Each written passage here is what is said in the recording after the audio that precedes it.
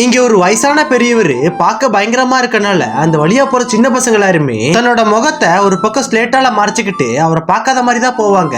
So அப்படி இருக்க ஒரு நாள் 3 சின்ன பசங்க மட்டும் ஸ்கூல் முடிஞ்சோடனே அந்த பெரியவர் வீட்டுல இல்லாத நேரம் பார்த்து அவர் வீட்டுக்குள்ள போயிட்டு அவரோட பொருட்கள் வச்சு விளையாட ஆரம்பிக்கிறாங்க. இப்படியே அவங்க விளையாண்டுட்டு இருக்கும் போது திடீர்னு அவருமே வந்துருவாரு. அவரை பார்த்தோன்னே 2 சின்ன பசங்க மட்டும் ஓடி போயிருவாங்க.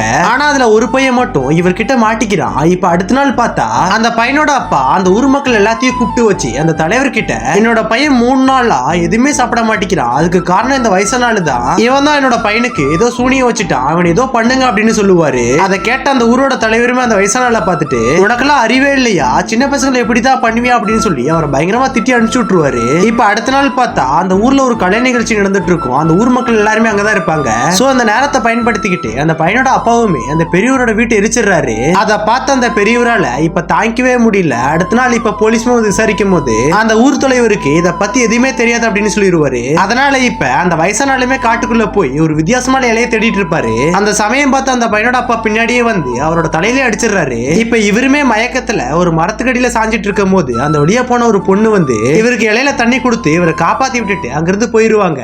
இப்ப இவருக்குமே கொஞ்சம் கொஞ்சமா மொழிப்பு தெரிஞ்சதுக்கு அப்புறம் அந்த காட்டுக்குள்ள இருந்து கிளம்பி அந்த பையனோட வீட்டுக்கு போயிட்டு அந்த பையன் உள்ள இருக்கும் போது அந்த பையனோட அம்மா கண்ணு முன்னாடியே கதவை சாத்திடுவாரு. அதை பார்த்தோன்னு அந்த பையனோட அம்மாவுமே பயங்கரமா கத்துவாங்க. அந்த சமயம் பார்த்து அந்த பையனோட அப்பாவுமே வந்துருவாரு. அவருமே என்னோட பையனை எதுவுமே பண்ணிடாத அப்படின்னு சொல்லிட்டு கதவை பயங்கரமா தட்டுவாரு. ஆனாலுமே அவர் திறக்காதனால ஒரு கடப்பாரி எடுத்துட்டு கதை உடைச்சிட்டு உள்ள போய் பார்க்கும்போது அவர் உள்ளதான் உட்கார்ந்து இருப்பாரு. சோ உடனே அவர் எட்டி உதச்சிட்டு கொள்ளலான்னு பார்க்கும்போது திடீர்னு பார்த்து அவரோட பையன் பேசுவான். சோ இப்பதான் இவருக்குமே புரியுது தன்னோட பையனுக்கு அவர் சூனிய வைக்க வரல, காப்பாத்த வந்திருக்காரு அப்படின்ட்டு.